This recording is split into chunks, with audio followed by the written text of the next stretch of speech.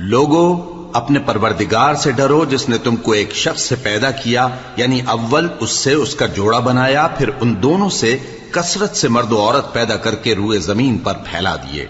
और अल्लाह से डरो जिसके वास्ते से तुम एक दूसरे से हुकूक का मुतालबा करते हो, और कता रहमी से बचो। कुछ शक नहीं कि अल्लाह तुम्हें देख रहा है। और यतीमों का माल जो तुम्हारी तहवील में हो उनके हवाले कर दो, और उनके पाकीज़ा और उम्दा माल को अपने नाकिस और बुरे माल से न बदलो, और न उनका माल अपने माल में मिलाकर खाओ कि यह बड़ा सख्त गुनाह है।